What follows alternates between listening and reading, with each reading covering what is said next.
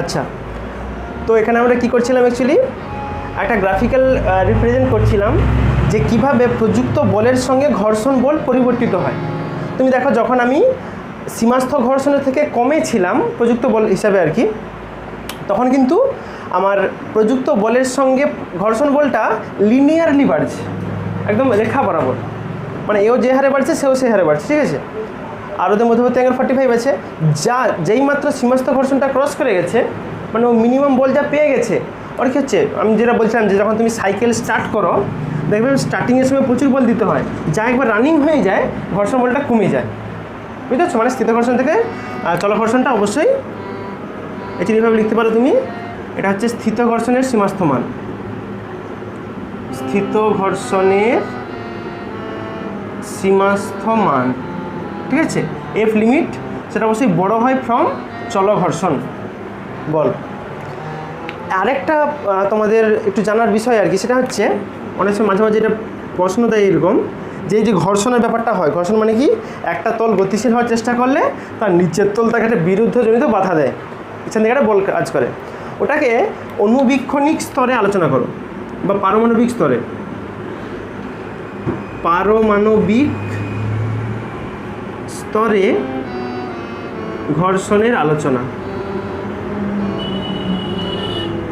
মানে ব্যাপারটা বুঝো, আমি ধরো দুটো প্লেন নিয়েছি, দুটো তল, এই বস্তুর নিচে একটা তল আছে আর ওটা ধরো মেঝের উপর রাখা আছে। এখন আমি খালি চোখে দেখলে কি দেখবো, দুটোরই নিচের অংশটা হচ্ছে, বা এর উপর অংশ তার নিচের অংশ দুটো একবারে প্লেন আছে, মসৃণ। কিন্তু আসলে তোর মসৃণ হয় না বলতে, তুমি যদি কোনো খুব শক্তিশালী মাইক্রোস্কোপ দিয়ে যদি দেখো, তুমি দেখবে যে ওর মধ্যেও কী আছে, এরকম দেওয়ালের মতো এরকম খাঁজকাটা আছে, যেটা আমরা খালি চোখে যে কোনো প্লেন মেঝাকে দেখতে পাই না, কিন্তু ওতেও অ্যাকচুয়ালি এরকম খাঁজকাটা অংশ আছে, যেটা খুব মাইক্রোস্কোপিক, খালি চোখে দেখা যায় না। তো তার কারণে কি হয়, দেখা গেল ধরো নিচের অংশটা এরকম একটা ঢেউ খেলানোর মতো আছে সাপোজ, তাহলে ওর উপর যখন একটা বস্তুকে তুমি টানার চেষ্টা করবে, বস্তুর নিচে একটা খাঁজ আছে, যখন এই খাঁজে মিলে যায় তখন কিন্তু টানতে কি অসুবিধা হয়। যেমন তোমরা সেই ছোটোবেলা যদি সেই টানো আর কি, দেখবে সেই বিয়ারিংয়ের গাড়ি দেখবে, বিয়ারিংয়ের চাকা যদি কোনো গাড্ডাতে পড়ে যায় তবে টানতে কি বেশি অসুবিধা হয়। একদম সেম এখানেও, যেহেতু নিচের তলটা একবারে প্লেন নয়, মানে প্লেন নয় বলতে অনুবীক্ষণিক স্তরে প্লেন নয় বা পারমাণবিক স্তরে, তো সেই জন্য কী করা হয়, অ্যাকচুয়ালি ওটাই হচ্ছে ঘর্ষণের প্রাথমিক ধারণা বলা হয়, ওটা হচ্ছে ঘর্ষণের অরিজিন, বুঝতে পারছো। মানে পরীক্ষার মাঝে যেরকম প্রশ্ন দেয় আর কি, যে ঘর্ষণ যে সৃষ্টি হয় সেটা বস্তুর পারমাণবিক স্তরে বা অনুবীক্ষণিক স্তরে ব্যাখ্যা করো, তাহলে কি বলবে, যে যদিও দুটো তল মসৃণ বলেই মনে হয়, কিন্তু তবুও কি আছে ওদের মধ্যে বহু রাফনেস মানে হচ্ছে অমসৃণ অংশ আছে, আর সেই কারণেই কি হয়, যখন একটা তল থেকে অন্য একটা তল গতিশীল হওয়ার চেষ্টা করে তখন ওই খাঁজে মানে বাধা পাওয়ার জন্য কিন্তু পিছন দিকের বলটা অনুভব হয়। একটা তাহলে তোমাকে আমি প্রবলেম দিই, এটা একটু স্ট্যান্ডার্ড প্রবলেম। এই প্রবলেমটা কীরকম, সাপোজ ধরো একটা বইকে আমি ধরো দেওয়ালে চিপে রাখছি, হ্যাঁ, তাহলে ওই বইয়ের সঙ্গে দেওয়ালের একটা নিশ্চয়ই ঘর্ষণ বল কাজ করবে, ঠিক তো।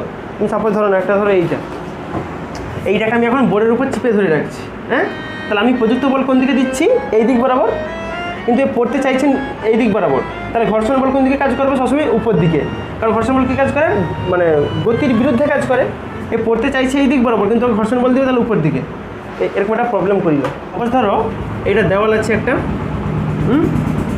এটা দেওয়াল, তুমি কী করছো, একটা বস্তুকে যার ভর হচ্ছে 1 কেজি, 1 কেজি ভরের বস্তুকে এই দিক দিয়ে হাত দিয়ে চিপে ধরে রাখছো, এদিক দিয়ে দেওয়ালে, ছেড়ে দিলে নিচে পড়ে যাবে, ঠিক আছে।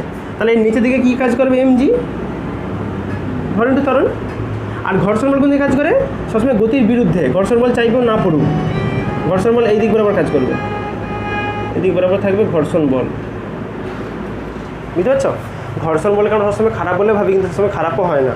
ঘর্ষণ বল না হলে তুমি হেঁটে হেঁটে আসছো, হাঁটতে পারতেন, তুমি পা দিতে দেবে, পা হ্রাস করে ভটকে গেছে, আর এগাতে পারবেন, ঠিক আছে। ঘর্ষণ বল কিছু ভালো কাজও করে, আমরা শিখবো এটা শেষে একদম। আচ্ছা, সাপোজ আমি ধরলাম যে বস্তুর ওপর আমি এফ পরিমাণ বল দিয়েছি, তাহলে আমি যদি বল দেই, এই একটা প্রতিক্রিয়া দেখাবে, থার্ড ল কী বলে গেছে, বল প্রযুক্ত হলে প্রতিক্রিয়া দেখায়, সেটা হচ্ছে লম্ব প্রতিক্রিয়া বল, যেটা আমি এন দিয়ে লিখতাম। তাহলে এখান থেকে আগে লিখি যে আমাকে মিনিমাম কত বল দিলে তবে এই বস্তুটা এখানে চুপচাপ থাকবে, নিচের দিকে পড়বে না। সেটা কী হবে, নিশ্চয়ই আমি দেখো নিচের দিকে mg বল আছে, তাহলে আমি নিশ্চয়ই এদিক থেকে mg বল দিলেই তবে রয়ে যাবে ওটা। বল কত, ফার্স্ট প্রশ্ন বলছি এখানে ঘর্ষণ বল কত। 2 নম্বর প্রশ্ন হচ্ছে ওই বস্তুতে ত্বরণ কত তৈরি হবে। ত্বরণ মানে এ বের করতে হবে আর কি। এখানে দেওয়া আছে এফ এর মানটা 40 নিউটন, ঠিক আছে। 40 নিউটন বল আমি হাত দিয়ে ঠেলে রাখছি ওইদিকে। তাহলে বস্তুর ওপর প্রযুক্ত বল বের করো। বস্তুর ওপর প্রযুক্ত বল কত হবে, অবশ্যই হবে mg। বস্তুটা নিচের দিকে mg বলের জন্য পড়ে যাওয়া চাইছে। আচ্ছা, এবার সেই ঘর্ষণের সীমাস্থ মান বের করব। ঘর্ষণের সীমাস্থ মান, সেই এফ লিমিট সূত্র কি ছিল, মিউ এস ইন্টু এন ছিল। আচ্ছা, এখানে বলা আছে মিউ এস এর মান হচ্ছে 0.3 আর মিউ কে এর মান বলা আছে 0.2। আচ্ছা, এখানে একটা ব্যাপার বুঝছি, এখানে কিন্তু এন সমান mg হবে না। এখানে এনটা কোনটা, আমি যেই বল দিচ্ছি হাত দিয়ে সেটাই তো এদিকে লম্ব প্রতিক্রিয়া দেখাচ্ছে, তাহলে এখানে এনটা হবে 40। মিউ এস এর মান কত আছে 0.3 ইন্টু 40, হিসাব করে কত হবে 4 3 12 নিউটন। তাহলে মিনিমাম 12 নিউটন বল দিলে তবে ও রয়ে যাবে, পড়বে না। তাহলে এখন ওই বস্তুর নিচের দিকে ওজন কাজ করতেছে, সেটা মান মুছাও। এম এর মান কত ছিল 1 কেজি ইন্টু জির মান 10 ধরলো, তাহলে কত হবে 10 নিউটন। তাহলে বুঝলে ঘর্ষণ বলের থেকে প্রযুক্ত বল কম আছে, তাহলে এটা কি হবে, স্থিত ঘর্ষণ। তাহলে এখানে ঘর্ষণ বল কী হবে, তাহলে 10 নিউটন হবে, যেটা প্রযুক্ত বল হয় সেটাই হয় ঘর্ষণ বল। তাহলে যেহেতু এখানে লিখে রাখো, যেহেতু সীমাস্থ ঘর্ষণ বড় আছে ফ্রম প্রযুক্ত বল, তাহলে অবশ্যই এখানে ঘর্ষণ বল হবে 1 নম্বরটা আর কি, ঘর্ষণ বল হবে সমান প্রযুক্ত বল। সেই লজিকটা মনে রাখবে। ফিজিক্সের মেন ব্যাপার হচ্ছে যে কনসেপ্ট তোমাকে বুঝতে হবে, যখনই সীমাস্থ ঘর্ষণের মান প্রযুক্ত থেকে বড় তখন প্রযুক্ত বলটাই হয় ঘর্ষণ বল। সেখানেও ছিল, এখানেও একই। তাহলে এটাই হবে প্রযুক্ত বল। প্রযুক্ত বল মানে কত বেড়েছে 10 নিউটন, ওটা হচ্ছে তাহলে ঘর্ষণ বল। একটা ব্যাপার ভাবো, তোমার বস্তু যদি স্থির থাকে ত্বরণ কী থাকে শুন, বুঝতে পারছি।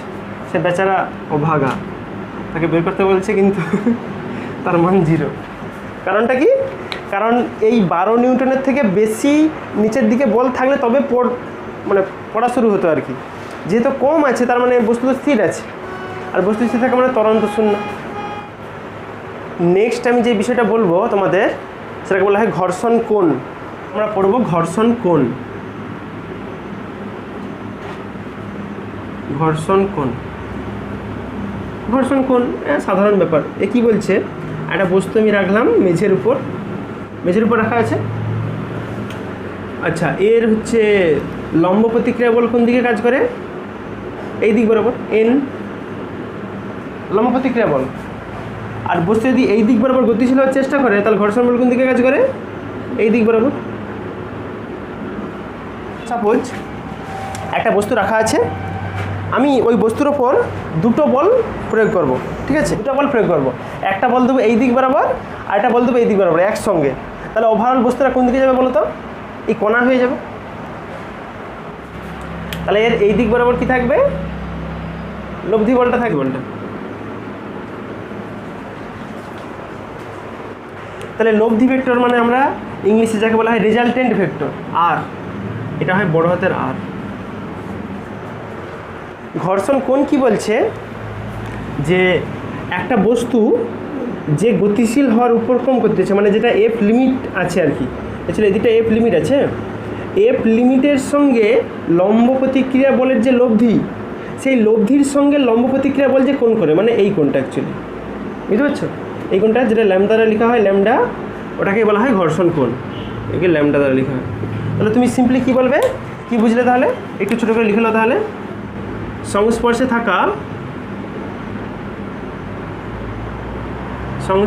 থাকা দুটি তলের মধ্যে সীমাস্থ ঘর্ষণ বল ও লম্ব প্রতিক্রিয়া বলের লব্ধি, লম্ব প্রতিক্রিয়া বলের লব্ধির সঙ্গে লম্ব প্রতিক্রিয়া বল যে কোণ তৈরি করে। মানে মেন ব্যাপার হচ্ছে দেখো, এই দুটো ভেক্টরের যেটা লব্ধি ভেক্টর ছিল এইটা, ওর সঙ্গে উপরটা যেটা কোণ তৈরি করে। লম্ব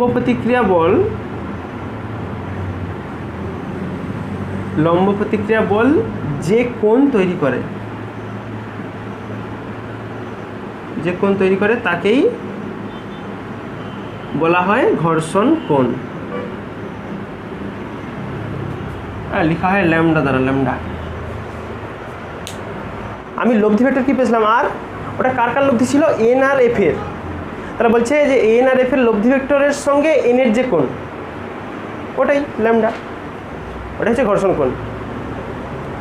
আচ্ছা, এর ছোটো করে একটু ফর্মুলা বের করতে হবে ঘর্ষণ কোণের। পরীক্ষাতে দেয় আর কি, যে ঘর্ষণ কোণের সঙ্গে ঘর্ষণ গুণাঙ্কের সম্পর্ক দেখাও। সাপোজ ধরো তাহলে আমি এই ডায়াগ্রাম থেকে একবারে দেখিয়ে দিই। আমি এইটায় যদি একটা কাল্পনিক দাগ টেনে নিতে দেখা যাচ্ছে ত্রিভুজ হয়ে যাবে। তো ওই ত্রিভুজ থেকে আমি ট্যান থিটার মান বের করো। আচ্ছা, এবার ভেক্টরের নিয়ম বলি তোমাকে। এখান থেকে এতটা তো এফ ভেক্টর ছিল, এই ছোটো হাতের এফ, বা এফ লিমিট বলতে পারতো তুমি, কোনো ব্যাপার না। অ্যাকচুয়ালি যেহেতু এখানে সীমাস্থ ঘর্ষণ বলছে, তুমি এটাকে এফ লিমিট লিখো।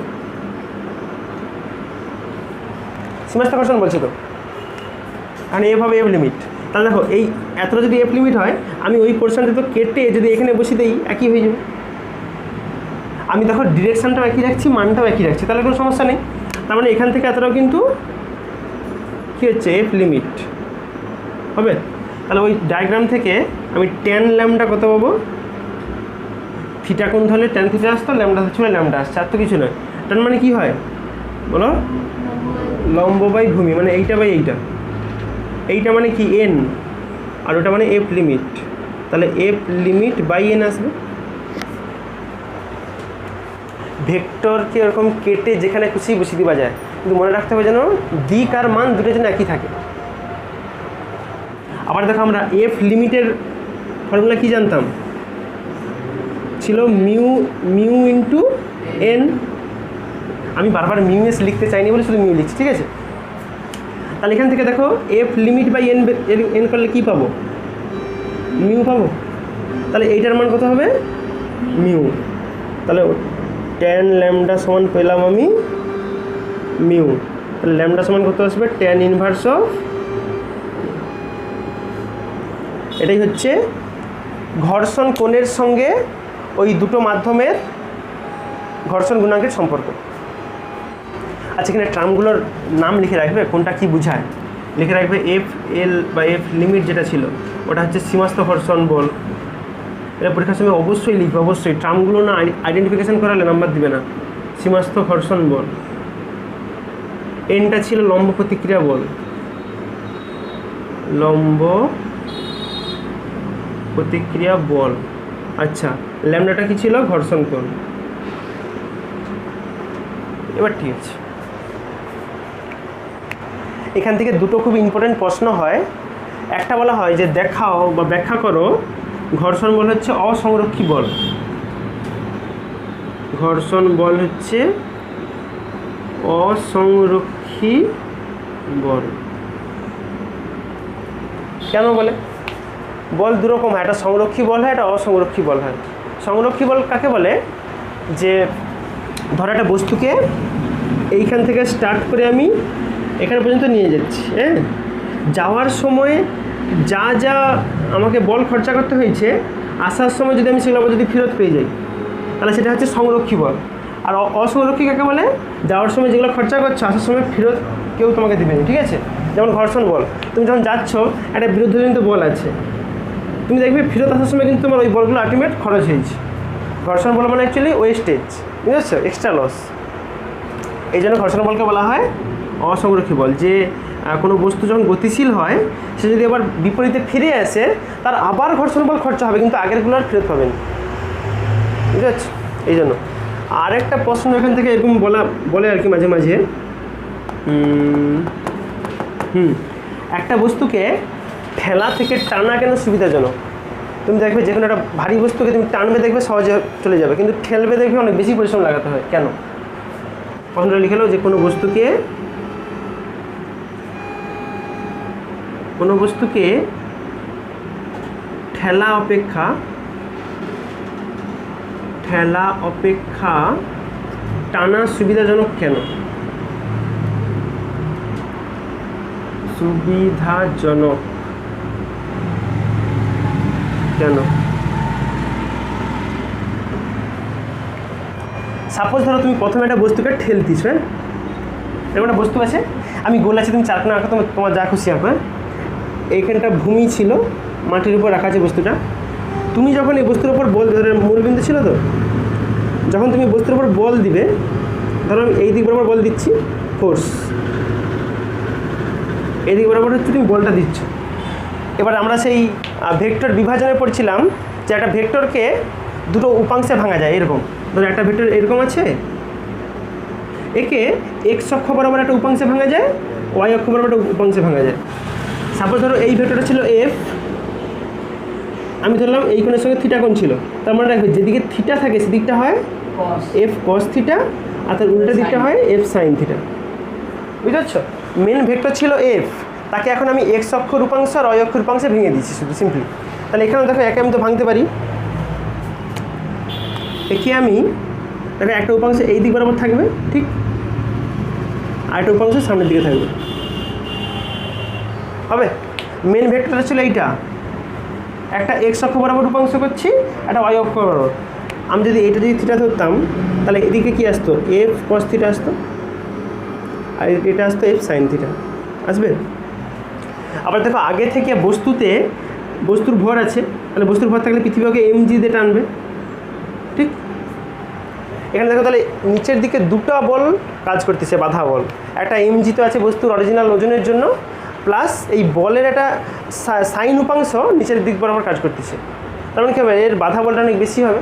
এবার যদি টানতে তাহলে কী আসতো দেখি, যদি কেউ টানে বস্তুকে, ধরো টানতিছে, মানে ধরো এই দিক বরাবর বলতে টানতিছে, হ্যাঁ, তাহলে ওরও দুটো উপাংশে ভেঙে দাও, একটা উপাংশ সামনের দিকে হবে আর একটা উপাংশ এই দিক বরাবর হবে। যেমন নিয়ম ছিল, এটা থিটা ধরলে তাহলে এটা হবে এফ কস, এটা হবে এফ সাইন থিটা। বস্তুর ওজনের জন্য নিচের দিকে এমজি থাকবে, সে কিছু করার নেই, ঠিক আছে।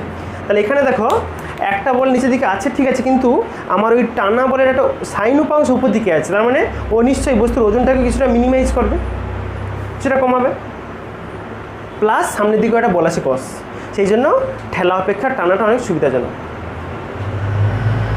কষ্ট কখন হবে, যদি নিচের দিকে বল বেশি হয়, নিচের দিকে দুটো একসঙ্গে, আর এখানে একটা আছে প্লাস আবার সে উপর দিকে ওকে কমাবে, বুঝতে পারছো? এটা একটা লাভ আছে, এই জন্য ঠেলা অপেক্ষা টানা অনেক সুবিধাজনক, এইটা সুবিধাজনক।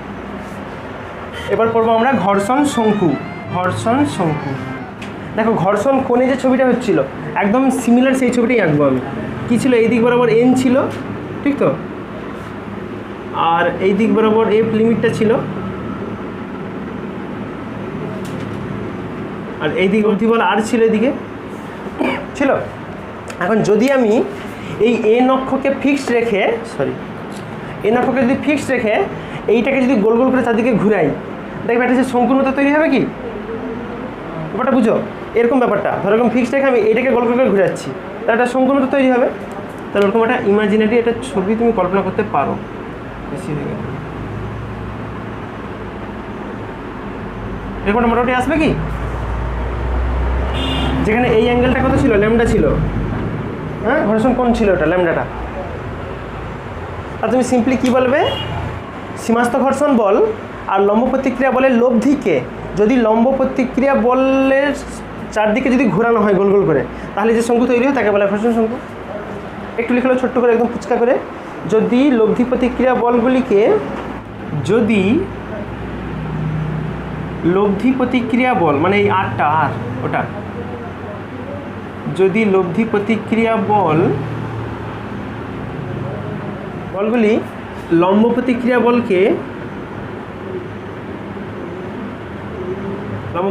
বলকে অক্ষ করে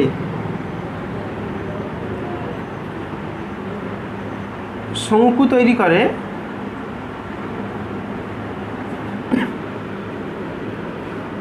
তাকেই ঘর্ষণ শঙ্কু বলে।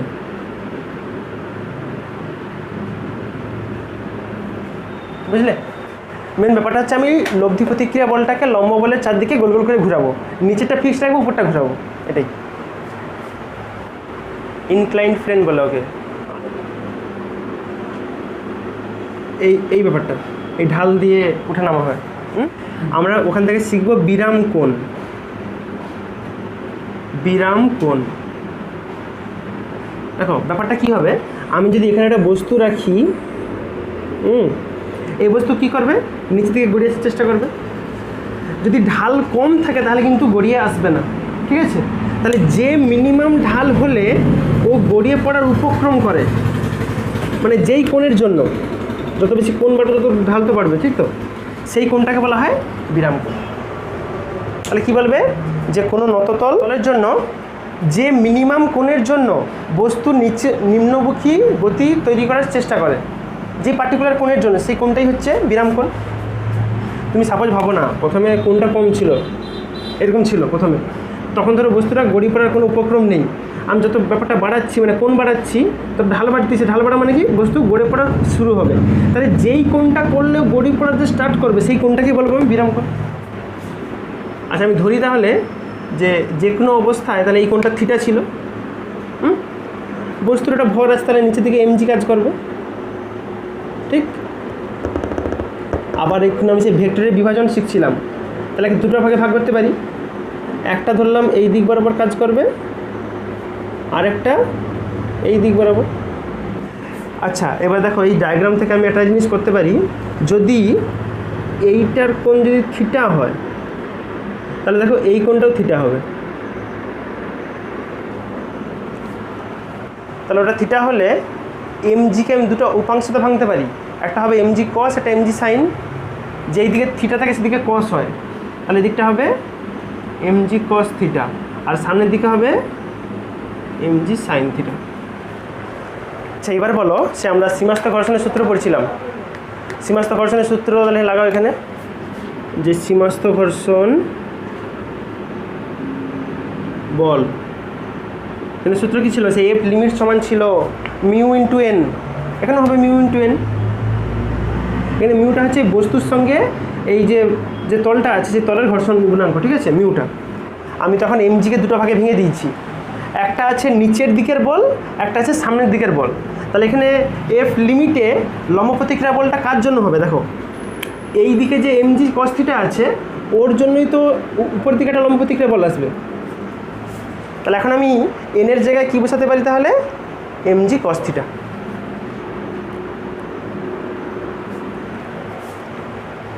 আমরা সবসময় কী করতাম, যে একটা বস্তুর ওপর লম্বভাবে যে প্রতিক্রিয়া বল তৈরি হচ্ছে, নিচের দিকে থাকতো এমজি, উপর দিকে এন হতো, তখন আমি করতাম এন সমান এমজি। কিন্তু এখানে দেখো লম্ব প্রতিক্রিয়া বল নিশ্চয়ই এই তলের সঙ্গে লম্বভাবে দিবে, তাহলে ওই লম্বের উল্টা দিকে কী বলটা আছে তুমি সেটা দেখো, কস থিটা আছে, কস থিটা হচ্ছে, এটাই লজিক, এমজি কস থিটা, বাস এটা ঘর্ষণ বল বেরিয়ে গেল। আচ্ছা, এবারে এই বস্তুটা যখন নিচের দিকে গড়ানোর চেষ্টা করবে, কোন বলের জন্য গড়াবে, due to m g sine theta. এই সামনের দিকে এই উপাংশটা আছে বলেই তো নিচের দিকে নামবে। তাহলে এটি হচ্ছে নিম্নমুখী বল, বস্তুর নিম্নমুখী বল, সেটা কত হবে, সে বলটা হচ্ছে এমজি সাইন থিটা। তুমি একটা ব্যাপার লক্ষ্য করো, এখানে যত তুমি থিটাকে বাড়াবে, থিটা বাড়লে কার মান বাড়ে, সাইনের মান বাড়ে, তার মানে তখন কিন্তু নিম্নমুখী বলটা বেশি হবে, ঠিক? আর থিটা বেড়ে গেলে কসের মান কমে, তখন কিন্তু লম্ব প্রতিক্রিয়া বলে যে সীমাস্থ ঘর্ষণের মানটা আস্তে আস্তে করে কমতে থাকবে।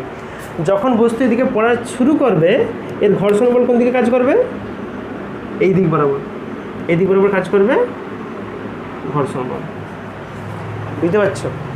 মানে এই যে এফ লিমিট ছিল, এইটা তো এই সীমাস্থ ঘর্ষণ মানে এফ লিমিট, ওই এফ লিমিটটা হচ্ছে ওই দিক বরাবর কাজ করবে তখন।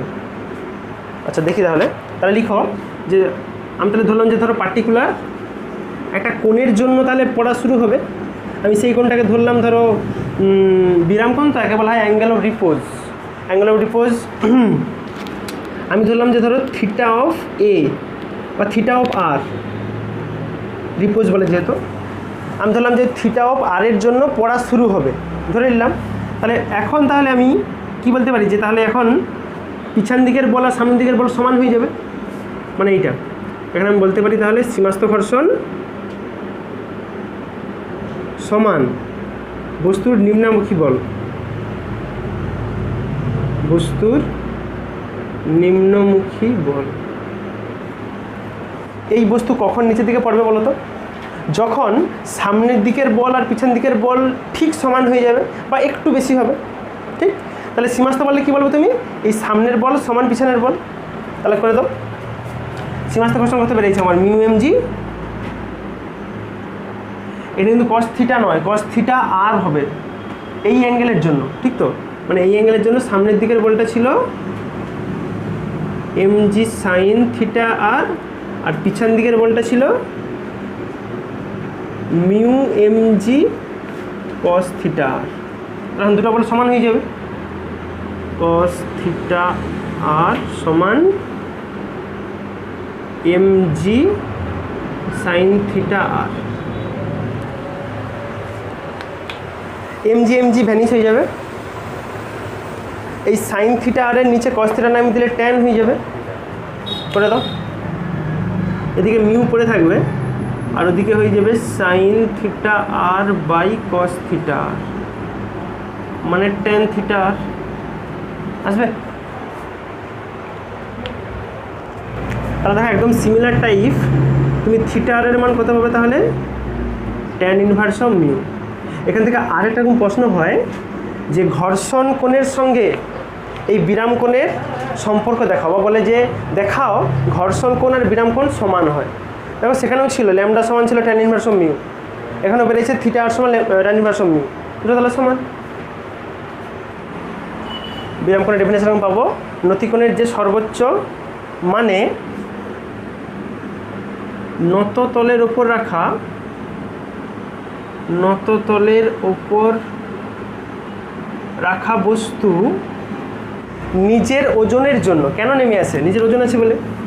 বস্তু নিজের ওজনের জন্য নিম্নাভিমুখী হয় বা নিচের দিকে নেমে আসে, বলো তুমি। জন্য নিচের দিকে নেমে আসে, সেই কোণকে বলা হয় বিরাম কোণ।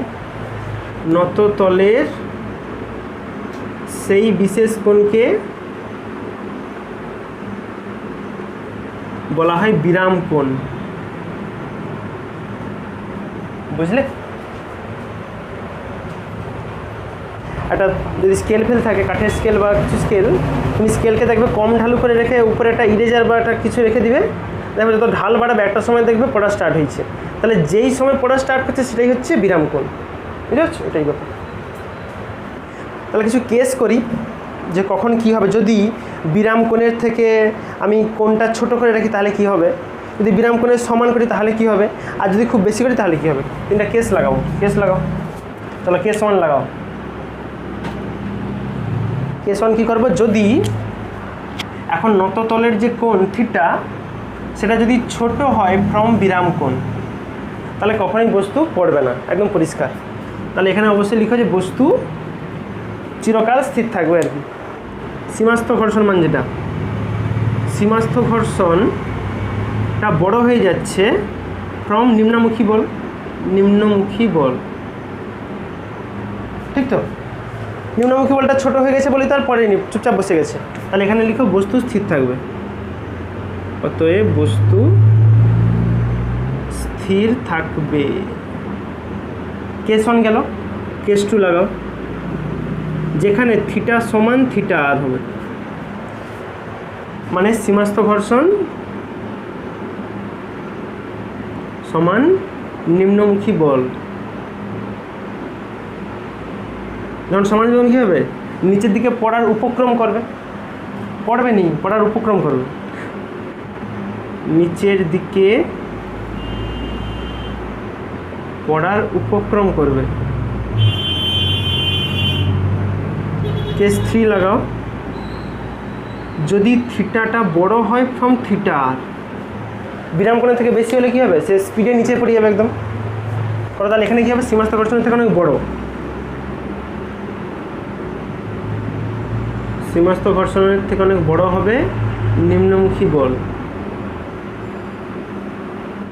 এই দুটা বড় হবে। তাহলে এখানে অবশ্যই অতএব চল ঘর্ষণ ক্রিয়াশীল হবে, চল ঘর্ষণ ক্রিয়াশীল হবে। মানে মেন ব্যাপারটা হচ্ছে বস্তু নিচের দিকে নামতে শুরু করবে, ঠিক আছে, বস্তু নিচের দিকে নামতে শুরু করবে। লিখো এখানে আগের লাইনে লিখতে পারতে যে এখানটাতে যে বস্তু নিচের দিকে নামতে শুরু করবে, বুঝলে। একটা আমরা নিউমেরিক্যালস প্রবলেম করবো, একটা নততল রাখা আছে আর কি, যার অ্যাঙ্গেলটা বলা আছে 53 ডিগ্রি, ওর উপর একটা 1 কেজি ভরের বস্তু রাখা আছে, একটা বস্তু রাখা আছে যার ভর হচ্ছে 1 কেজি। সমস্যা নেই, এখানে এই বস্তু আর এই নততলের যে পৃষ্ঠ তার মধ্যে ঘর্ষণ গুণাঙ্ক দেওয়া আছে। মিউর মান ধরো কত ধরবো, একটু বেশি করে ধরে নিই, 0.7, অর্থাৎ এটা বাড়িতে 0.75, ঠিক আছে। এটা তোমাকে এখান থেকে বের করতে বলছে অনেকগুলো প্রশ্ন, একটা নয়। প্রথম প্রশ্ন হচ্ছে এখান থেকে বিরাম কোণ কত হবে বের করতে হবে তোমাকে, বিরাম কোণ কত হবে। 2 নম্বর প্রশ্ন বলছে বস্তুটা যে ওখানে আছে সে গতিশীল থাকবে না স্থিতিশীল থাকবে, মানে স্থির থাকবে, গতিশীল থাকবে না স্থির থাকবে বস্তুটা, এটা বলতে হবে। 3 নম্বর ওর ঘর্ষণ বল কত হবে। 4 নম্বর প্রশ্ন, প্রশ্নের শেষ নেই। 4 নম্বর প্রশ্ন বলছে যে বস্তুতে তাহলে ত্বরণ কত হবে। দেখো কীভাবে করবে, একদম সিম্পল লজিক। প্রথম বলছে বিরাম কোণ, আমরা এখনই বিরাম কোণের সূত্র কী জানছিলাম, থিটা আর সমান tan ইনভার্স মিউ, তো মিউ তো বলে দিছে, তুমি tan ইনভার্স লাগা উত্তর হয়ে যাবে। তাহলে 1 নম্বরটা কী আসবে, বিরাম কোণ মানে থিটা আর, থিটা আর সমান ছিল আমার tan ইনভার্স মিউ, তাহলে tan ইনভার্স ওই 0.75 যা হবে উত্তর। আচ্ছা ওটা গেল। নেক্সট আমরা শিখবো কি, বলছে যে বস্তুটা স্থির থাকবে না গতিশীল থাকবে। তাহলে আগে তোমাকে থিটা আর বের করতে হবে। যদি দেখো যে থিটা আর এর থেকে এই থিটার মানটা বড় আছে, তাহলে বস্তু পড়বে, নাহলে স্থির থাকবে, ঠিক তো। তাহলে থিটা আর বেরিয়েছে তোমার 36.86 এত ডিগ্রি, বুঝতে পারছো। তাহলে একটা জিনিস দেখো, তোমার বিরাম কোণের থেকে কিন্তু এই কোণটা বেশি আছে, তার মানে বস্তু নিচের দিকে পড়বে। তাহলে একটা জিনিস পরিষ্কার, যেহেতু এখানে 2 নম্বর প্রশ্নতে লিখবে যেহেতু থিটা আর এর থেকে থিটাটা বড় আছে, তাহলে অবশ্যই বস্তু গতিশীল থাকবে, বস্তু গতিশীল থাকবে। 3 নম্বরে যাও, বলছে ঘর্ষণ বল বের করতে হবে। ঘর্ষণ বলের সূত্র কী ছিল, সেই পিছন দিকে কাজ করে। ঘর্ষণ বলের সূত্র কী ছিল, এখানে ঘর্ষণ বল আসবে mu into mg cos theta, যেটা পিছন দিকে কাজ করে সেইটা, সে আগের ছবি অনুযায়ী। এই দিকে কী ছিল, mg cos থিটা ছিল, মিউ mg cos থিটা ছিল দিকটা, তাহলে mu mg cos theta. Muir মান আছে 0.75, এম আছে তোমার কত জানো 1 কেজি, জিকে 10 ধরে নাও 0.6, এই তো। এটা হিসাব করলে উত্তর আসবে এরকম 4.51 নিউটন। 1 2 3 তিনটা কাজ গেল। শেষ কাজ যেটা বলছে ত্বরণ কত হবে, এটা একবারে লাখ টাকার প্রশ্ন বলছে। অ্যাকচুয়ালি এখানে আবার সেই লাগাতে হবে, এফ নিট। সামনের দিকে নামার বলটা কী ছিল, mg sin থিটা, মনে আছে। বস্তু এখন নিচের দিকে পড়তিছে, তার মানে অবশ্যই এই বলটা মাইনাস ওই বলটা করতে হবে আমাকে, এফ নিট করে। সেই হ্যাঁ এফ নিট, এফ সমান হয় ma, আর এফ নিটা কী বলছিলাম, এদিকটা যা হয় যদি প্লাসে ধরি তাহলে ওই দিকটা মাইনাস করে দিতে হবে। এখানে মান বসাও সিম্পলি, নিচে হবে এমজি সাইন থিটা মাইনাস, যেহেতু এটা ঘর্ষণ বল মানে বাদ দিতে হবে। ঘর্ষণ বল কত ছিল ওটা, মিউ এমজি কস থিটা সমান হবে এম এ যেমন আছে থাকবে। এবার তুমি মান বসা উত্তর হয়ে যাবে, সিম্পল, আর কিছু ব্যাপার না। এখান থেকে এর মান পেয়ে যাবে। আচ্ছা কত হয় মান বসাও। আচ্ছা একটা ব্যাপার বুঝি, এটা শর্টকাট করা যেতে পারে। একটা এম দেখো সবে কেটে পাল যাবে, দেখছো ওটা লেখা দরকার নেই, বেকার ঝামেলা। এম দেখো সবে কেটে পাল যাবে, তাহলে এদিকে কী থাকে, জি ইন্টু সাইন থিটা, জি মানে 10 আর সাইন 53, জি ইন্টু সাইন 53 মাইনাস মিউর মান কত আছে যেন 0.73 সরি 75 ইন্টু 10 ইন্টু কস 53 সমান হবে এম এর মান, এম তো কেটে গেছে তো এ, তাই এটা যোগ বিয়োগ করলে যা হবে সেটা হচ্ছে ত্বরণ। এর মান বেরিয়েছে 8, যাই হোক এত হচ্ছে মিটার পার সেকেন্ড স্কোয়ার। তুমি সিম্পলি আগে হিসাব করতে হবে, আর কিছু নয়। আমরা এতক্ষণ কী করেছিলাম বলো তো, যে দুটো তলের মধ্যে বস্তুকে ঘষে ঘষে নিয়ে যাবো, মানে একটা গাড়ি যাচ্ছে, আমাদের ছোটো বাচ্চা দেখবে গাড়িতে চাকা না থাকলেও দড়ি বেঁধে টেনে টেনে নিয়ে যায়। আমরা এতক্ষণ যে সেই কেসটা করছিলাম, এবার করবো যদি গাড়িতে চাকা লাগিয়ে দিই, তা তখন কি আসবে, আবর্ত ঘর্ষণ আসবে, চাকা গোলন করে ঘুরবে, তার ফলে চাকার সঙ্গে রাস্তার যে ঘর্ষণ সেটা। আচ্ছা চলো হেডিং লাগাও তাহলে, আবর্ত ঘর্ষণ।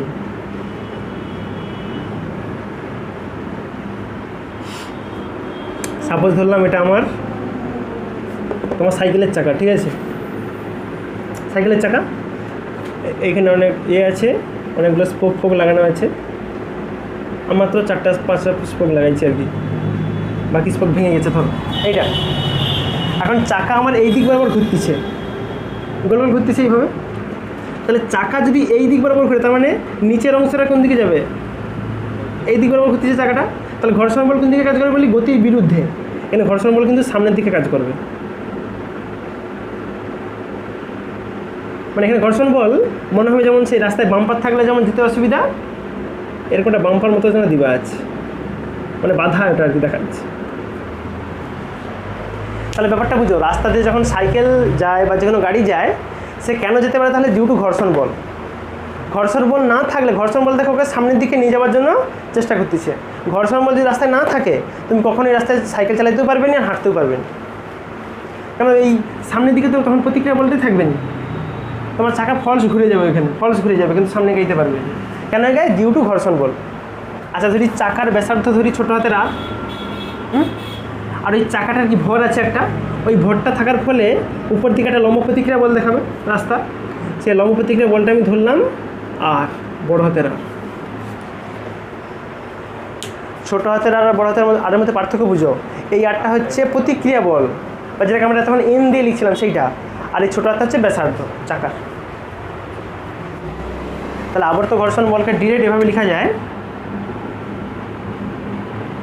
আবর্ত ঘর্ষণ বল, হ্যাঁ, যেটাকে তুমি লিখতে পারো এফ অফ, এটা রিভলিউশন হচ্ছে এফ অফ আর বলতে পারো, এফ অফ আর। এইটা একটা ব্যাপার বুঝো, এই চাকার যত বেশি লম্ব প্রতিক্রিয়া বল হবে তত ঘর্ষণ বলও বাড়বে, হ্যাঁ, তার মানে এই বড় হাতের আরটা থাকবে উপরে, ডিভাইডেড বাই চাকা যত ছোট হবে তত ঘর্ষণ বলও বেশি হবে। কিন্তু দেখবে যেগুলো বড় বড় চাকা হয় তাতে ঘর্ষণ বল বেশি হবে না। এই আর এর সঙ্গে ছোটো হাতের আর যেটা ব্যাসার্ধ, তার সঙ্গে ব্যস্তানুপাতিক হয়।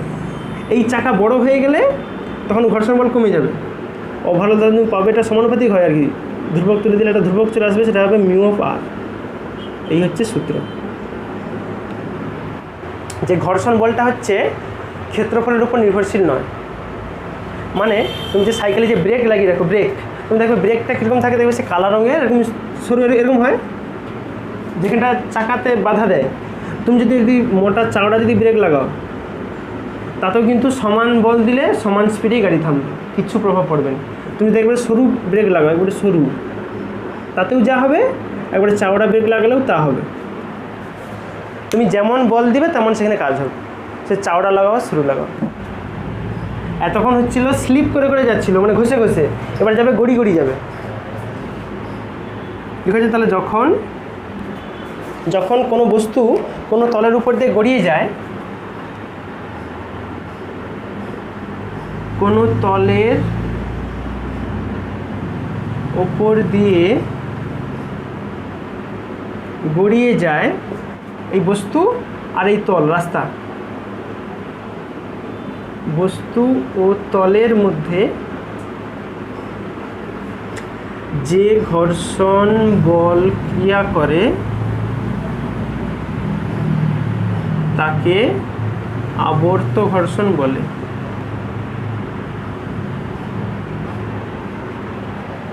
ঘর্ষণ দুটো টাইপ হয়, একটা হচ্ছে যাকে বলা হয় পিছলানো ঘর্ষণ। পিছলানো মানে আমি স্লিপ করে করে নিয়ে যাব ঘষে ঘষে, আর একটা হচ্ছে আবর্ত ঘর্ষণ, ঘুরি ঘুরি ঘুরি ঘুরি নিয়ে যাব। পরীক্ষা মাঝে যদি প্রশ্ন দেয় এরকম যে আবর্ত ঘর্ষণ ও পিছলানো ঘর্ষণ, ঘর্ষণের পার্থক্য। তাহলে একটা জিনিস পরিষ্কার, একটা গাড়িকে এরকম ঘষে ঘষে নিয়ে যাওয়ার থেকে গড়ি গড়ি নিয়ে যাওয়া অনেক সুবিধা। এই জন্য আমরা কী করি, গাড়ি ঘোড়ায় চাকা ইউজ করি যাতে ঘর্ষণটাকে কমানো যায় যত সম্ভব। হ্যাঁ, এখানে আর বেসিক যে ব্যাপারগুলো আছে আর কি তোমাদেরকে বলে যে তাহলে ঘর্ষণ কীভাবে কমাতে পারো তুমি।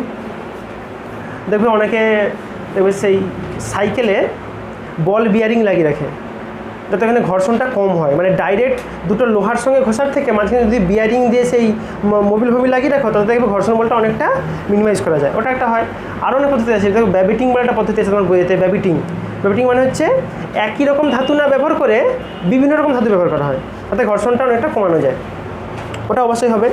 আরও অনেক রকম করে তুমি ধরো একটা রাস্তাকে মসৃণকরণ করতে পারো, একদম প্লেন করে দিতে পারো, তার ঘর্ষণ কমিয়ে যাবে রাস্তায়। দেখবে যে হাই রোডগুলোতে রাস্তা কেন প্লেন করা থাকে বলে, তাতে গাড়ির স্পিড খুব বেশি হয়, অ্যাক্সিডেন্টও বেশি হয়। এই জন্য এইভাবে অ্যাক্সিডেন্ট প্রচুর হয়, ছিটকে পালিয়ে যায়, এই ধরনের অ্যাক্সিডেন্টগুলো প্রচুর বেশি হয়। আচ্ছা, তাহলে ঘর্ষণের সুবিধা কী কী আছে? আমি তো অসুবিধা অনেক বললাম। হ্যাঁ, প্রথম কথা হচ্ছে যে আমরা রাস্তাঘাটে চলাফেরা করি, গাড়ি ঘোড়া যায়, বা যে খাতা পেনে লিখতেছ, বোর্ডে লিখতেছি, ঘর্ষণ যদি মিনিমাম না থাকে কিচ্ছু কাজ হবে না, বুঝতে পারছো? মিনিমাম ঘর্ষণ থাকে। আমি ভাবো না, আমি ধরো পেন দিয়ে খাতায় লিখতেছি, আমার লেখার সঙ্গে যদি এটা বিরুদ্ধ যদি কোনো বল না থাকে তাহলে কালি কোনো দিন বেরাবে না, বুঝতে পারছো? এইরকম অনেক সুবিধা আছে।